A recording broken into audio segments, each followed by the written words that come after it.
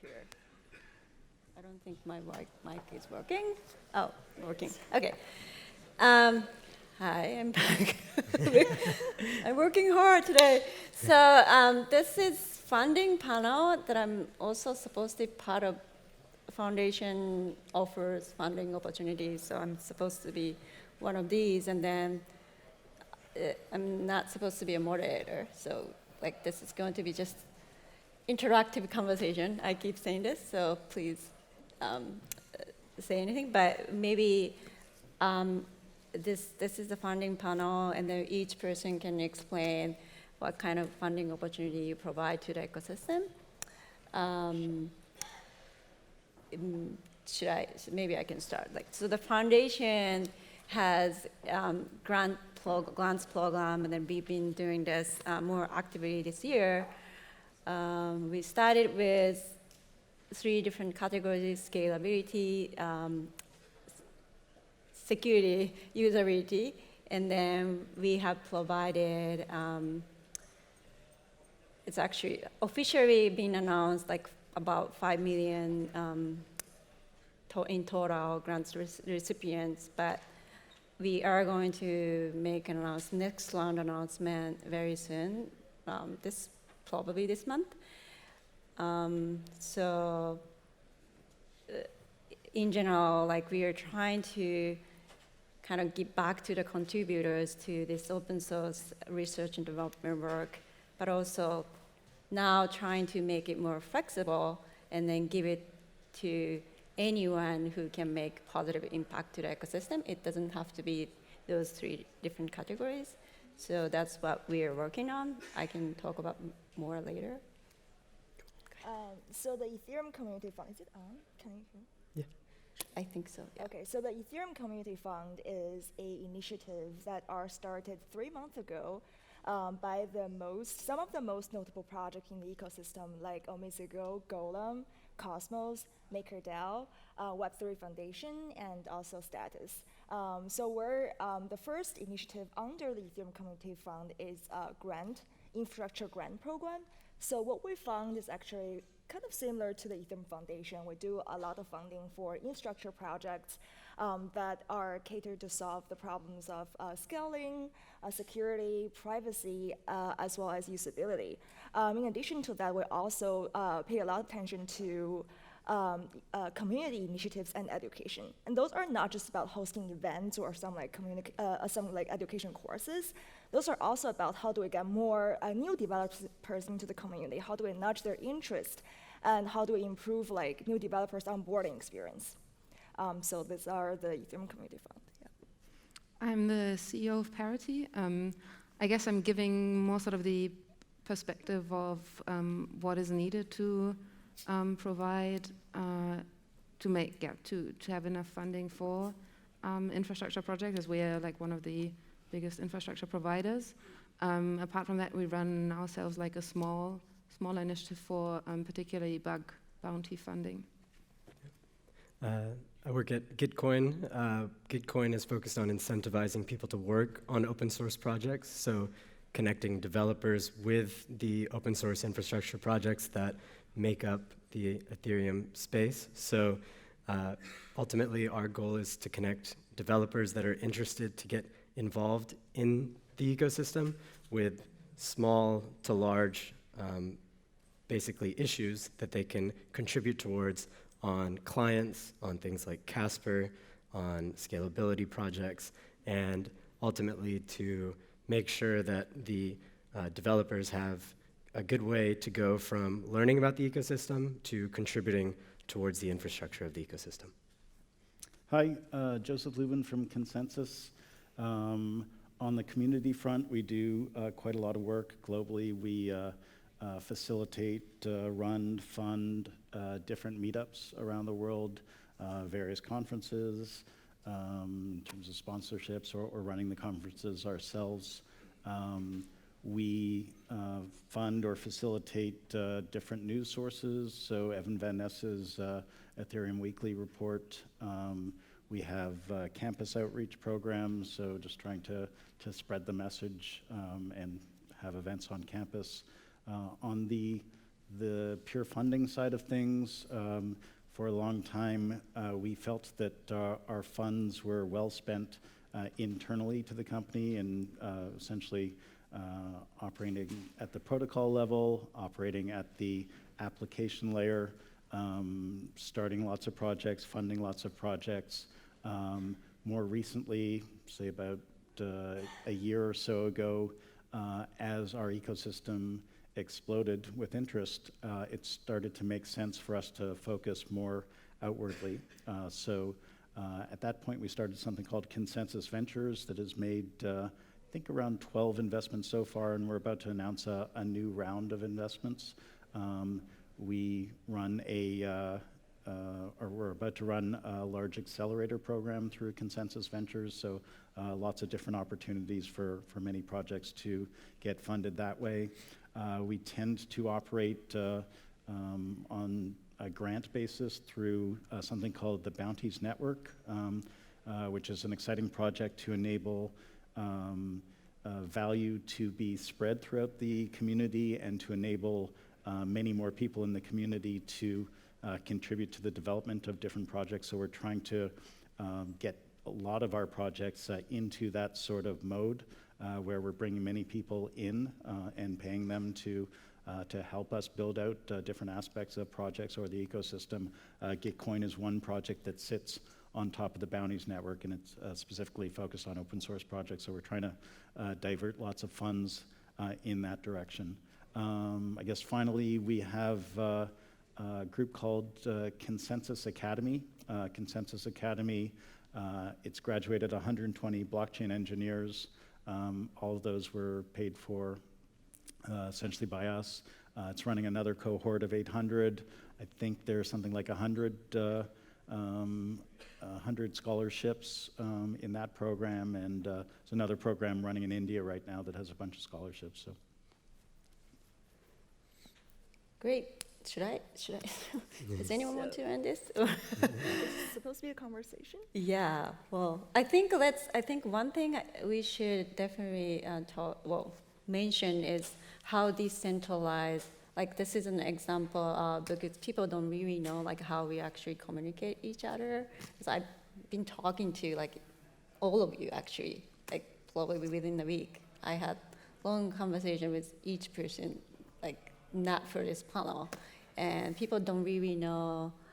So SEC made a comment the other day that Ether is not security, and the discussion was that argument was that how decentralized this ecosystem is, and not just the network. And then I think this is just an example. The foundation is not the only one place to fund projects within the ecosystem. We're only like one of them, and then, yeah, so that's why I don't want to lead this because I'm not supposed to be there. Sure, I totally echo that because like I think a year ago even, if you're a developer trying to build some infrastructure open source project, your funding optionality are really limited. And you probably can apply for grants on the foundation, but a year ago, I think the only option is the foundation grants, probably the other option is supporting yourself with your own money if you happen to buy some Ether earlier.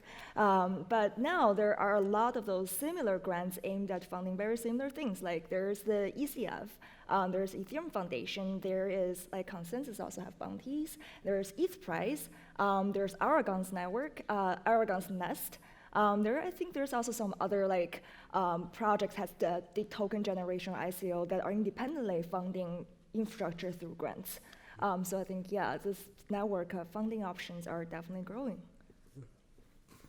Anything to add? Yeah. I mean, I would just add, it kind of goes off what Cassandra said. I think like the size of funding also, there's so many different options. If you wanted to get a particular GitHub issue done on your open source project, you could put $250 on it, and a specific developer with a specific skill set could come do that. There's an opportunity to get $5,000 to $10,000 grants through either Gitcoin or through other sources. And then there's ETH Prize, which is $50,000 to $250,000. And then the ECF and the EF and ConsenSys, perhaps if larger investments are needed, there's kind of different options depending on where your project is. So I think these options make it much easier for somebody to kind of onboard and perhaps slowly but surely graduate to larger amounts of capital if it's helpful to the project. I think one of the exciting things I see is like, especially projects like Gitcoin, where we're trying to leverage like also the technology itself to sort of come up with more interesting ways. And I was quite inspired by John Choi's talk at EdCon, which went on about like how do we also long-term finance the ecosystem, like depending on the stage, and what like how could like a model that's, for example, now used in Zcash in some way maybe be adopted.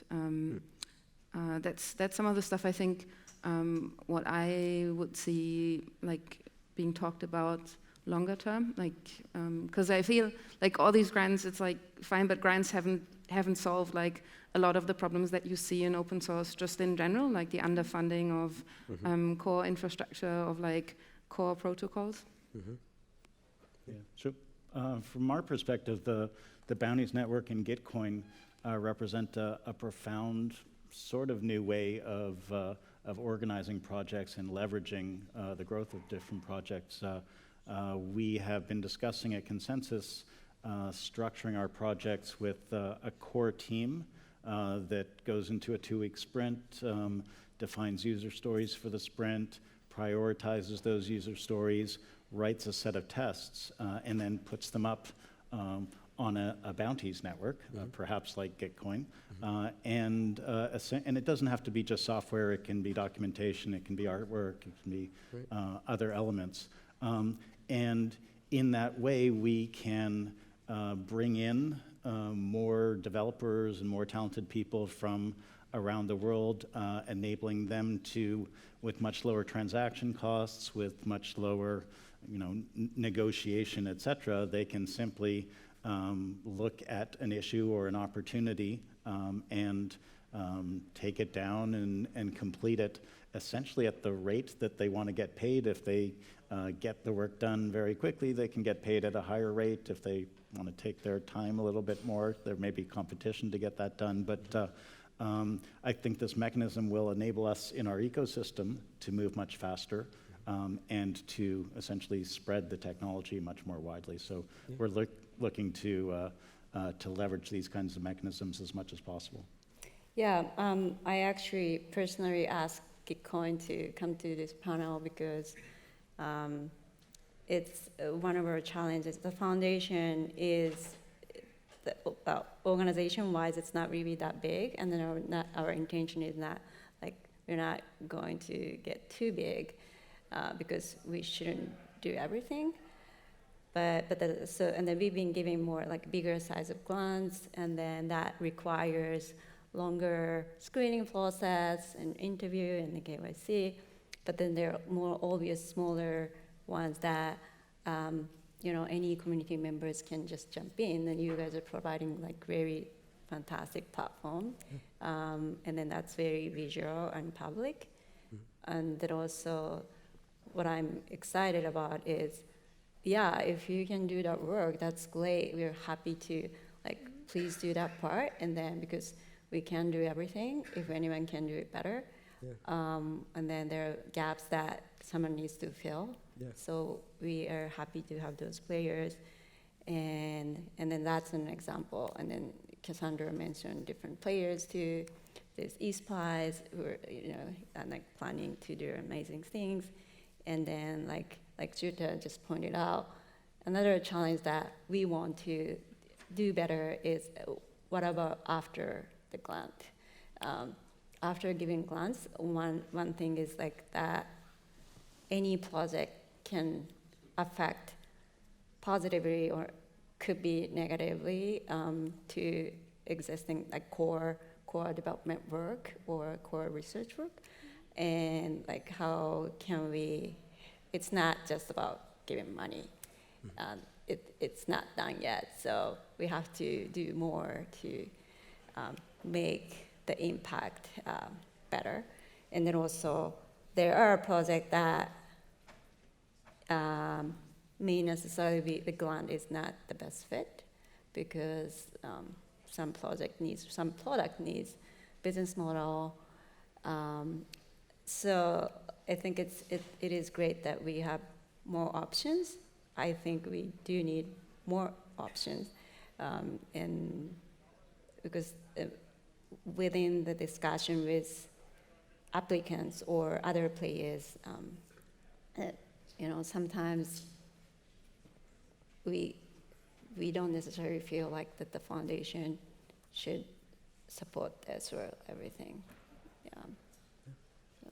Yeah, I think grant funding isn't about like, you take this grant to build this, you can never commercialize, you can never take equity later, or you can never do like ICO later. It's not about confining these projects into the standard that they have to like take no string attached money. It's rather about like in this stage, we think the priority for those developers are to build out the project. And like we don't want them to force a token unnecessarily or prematurely on their project so that they can focus on building instead of like dealing with the raising money and all the complexities around that and all the external investors. But if the project at a later stage is ready to take on like venture money or other form of funding, we'll fully support that. So a lot of people ask us like, oh, does it mean like if we take a grant, we can never take VC money or ever go to ConsenSys Ventures? But that's not the case, at least for us.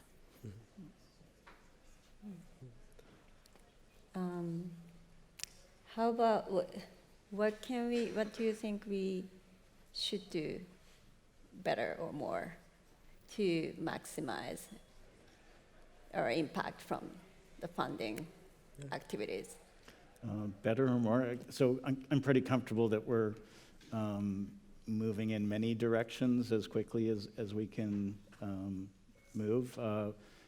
Some directions that we're thinking about are essentially leveraging our education capabilities. So Academy, Truffle Suite, just using those platforms to bring more people into the ecosystem and enable them to have greater opportunities to participate economically, on a platform like Gitcoin or Bounty's network to just have greater agency in what they're doing.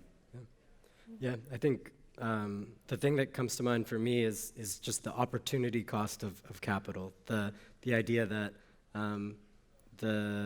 in general, it's kind of a human tendency to want to make sure that you're using each dollar well.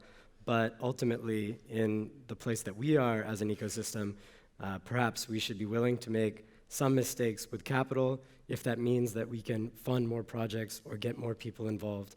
And that's something on a micro scale we see on Gitcoin all the time, where perhaps we pay out a bounty that was a little bit more than it needed to be in terms of the price that was allocated. But in the grand scheme of things, if we can move things forward at a high clip right now, there's something to be said for pushing for that. So ultimately, as a community, I think that's the strength of all of these different funding options, and now we have the opportunity to execute. I think for us, there are two things. One is the collaboration between different grants funding programs, because we realize a lot of the projects we're looking at are really, really similar or the same. So like one project could apply for 3 different programs. I think there's definitely opportunity to streamline this process, both from a grantee's perspective and for us to collaborate better. And the second thing is really, so the Ethereum Foundation basically are using the foundation's money to help out infrastructure. And ECF is using those projects have raised ICO or like are successful kind of projects in the ecosystem in Ethereum. So how about other people who really want to help? Right now, there isn't a really good way, and I think in the future, the idea of like experimenting with a DAO, where we're not like, it's like a permission system where anybody who wants to help out the infrastructure can contribute their capital, would be a very interesting direction to move to. Yeah, I think I would agree, like finding a mechanism for perpetuating all these efforts into something like a DAO-like system, or maybe it doesn't have to be like as decentral immediately, but like the making, yeah, I think the most important thing is finding an approach to having a long-term answer and like a way of that everybody can contribute. Like, I mean, one issue that we are facing is how do you, like we're providing the software open source to everybody for free, and how do you finance, for example, bounties? How do you make sure you have like enough money in this fund for making it attractive to actually do a lot of security research on the code? Cassandra, you just mentioned about like better collaboration or communication. Do you have any ideas to facilitate that? I'd love to hear. I think potentially just like getting people in. I think a lot of times people, both like with like the funding institutions like VCF and EF and others, they don't really know what others are working on. I think just have some regular check-ins and start the conversation. It's the first step to make that process better. And other ideas it's a hard problem. Coordination is always the hardest problem to solve, I think. Ideas, what do you have? Well, other than just to try to communicate each of it, I think this is an exciting but also a challenging part of this decentralized system. Yeah. It actually requires more communication and collaboration. Yeah. That's why I actually physically have to talk to each organization. And sometimes it's hard. Right. I think we can perhaps also leverage like events and hackathons. Someone in our team mentioned this idea, like how about we have like a grant program initiative, like office hour or something at the hackathon. So like anyone like are interested in building something can come in and talk to 5 different like grant programs at the same time. I think that would be like a good way to kind of to inform the community, because I think hackathons are the ground zero of where those grantees are coming from. Yeah. I think the thing that's coming to mind at Gitcoin, we look back at the history of open source quite often, and obviously this is a very large open source community, like one we've never seen before, because it's not one open source project, it's just a multitude, and everyone is kind of rowing directionally in the same direction, but maybe there's some overlap, maybe it's not always exactly the same way, and there's an analogy or a story that was written by Eric Raymond called The Cathedral and the Bazaar. And the cathedral was this, it signifies maybe a top-down organization that was very beautifully crafted and very well specified from start to finish. And then the bazaar is like the open source community, where there's just a variety of different economic interactions. There's a lot of different projects and a lot of different things happening, and it's kind of this place where you can't really control everything, and it just kind of moves as it will. And I guess becoming okay with that confusion and I guess embracing it perhaps is something that I took away from reading about that. So. Joe, do you have anything to add? Nothing to add to that. How about you? Nothing to add? I know you mentioned open source funding, like places where people are still like missing out. Maybe could you expand on what you're thinking there in terms of a place that we're missing in the ecosystem? I think it's more about like how do you like in the long. I mean, Ethereum Foundation does, for example, or several of these programs have now like a lot of funding. But like, how do you incentivize and how do you structure like the long-term funding and how do you make sure it's attractive for people to apply? Like, how does this tie in with like the restrictions you put then on top, like the licenses that people can apply, or maybe like there's ways of initial funding and then it's sort of like, I mean, how often it's more efficient, like in particular in an early stage for a project to be like very tight and just a small group of people, but then how do you at some stage like open this up to more people? Like I feel like grants only go that far, and likewise like with Gitcoin, I mean, there are probably certain things within an open source database that you can, in an open source code base that you can address through such like very narrow bounties. But then, in the end, like for certain projects, you need a lot of depth and a lot of deep understanding. And often, while it has like a lot of good intention, it can create a lot of noise because you get all of a sudden like a lot of requests that are like maybe not such great quality. You have to look through and like how do you manage that? Go back and forth. Yeah. Yeah, so one interesting approach is prizes. So we've been interacting with Peter Diamandis and the X Prize group, and the thesis there is that you can put together a sizable prize and gain some attention through that and cause 10x or 100x more economic activity through that particular prize. So you may have organizations that spend 2 or 5 times more to win that prize than the actual value of the prize, and you have lots of different peripheral economic activity that ends up bearing fruit for lots of different organizations that pursue those prizes. So maybe if we get together to put some grand prizes together, something really exciting, we could cause a huge amount of activity towards some of the more expansive goals of our ecosystem. But I mean, it feels like that would just address like a very narrow sort of set of really, really challenging questions where people are almost willing to work on even without being rewarded, because like how you can't build like your livelihood on maybe I win that prize, or and you have to feed a family or whatever. And we all are working on those things already, but if we put together 10, 20, 50, $100 million prizes for the holy grails in our ecosystem, proof of stake systems with certain kinds of characteristics or sharding systems with certain kinds of characteristics, we could end up drawing a whole bunch more world-class talent into the ecosystem. Well, I mean, like ConsenSys has almost like everything, different way of funding, regular investment, and then bounties, and then also you also have education program, and maybe this is more to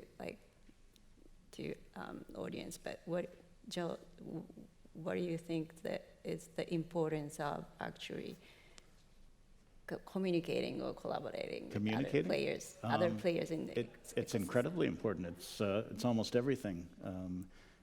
We are a community. We should have deep, rich, warm communications as regularly as possible. We should be collaborating as much as possible. And we try to do that as much as we can within our organization. We've got lots of different projects, 50 of which could be considered product projects, and each of those projects is has the freedom to pursue its own goals, but we have lots of people that are trying to coordinate amongst them and to foster communication, collaboration, and interoperation to build the ConsenSys ecosystem. But we're also extremely interested in doing everything we can to build out the Ethereum ecosystem and the decentralization ecosystem. And I feel that we do a very good job trying to bring that sort of collaboration ethos outside of ConsenSys as well. Yeah, I just wanted to, I mean, I know your thought, but I wanted to mention that we tend to like not to have like controller or leader, or like maybe we do need leader, but it's more like initiator, and then it can be, sometimes it's the foundation, sometimes it's different player take the initiative and then start discussion. That's how we talk and communicate. I just wanted to mention that. So we have only small amount of time. What are you most excited maybe in next year? Next year, I think communities that are getting more professional. I mean, a lot of I think Web 2.0 engineers are entering the Web 3.0 space. There are some serious engineers entering right now. I think it's exciting in terms of there are more talent working on. I think before blockchains are like a toy for people, but now I see more serious people entering this as engineers. That's quite exciting. Yeah. Yeah, I think there's been a lot of inflow of capital, just in general in the space, and just now it's building time and seeing what comes out of that in the next 1 to 2 years. Funding more projects and onboarding more developers. Yeah, I would agree with that. So many things going on. Certainly focusing on collaborating richly and figuring out how not to step on each other's toes while we're collaborating, and just bringing the education, bringing developer tools, bringing the messaging to the world. Great. So this has been great brainstorming for my work too. So thank you very much for the opportunity, and then thank you everyone for the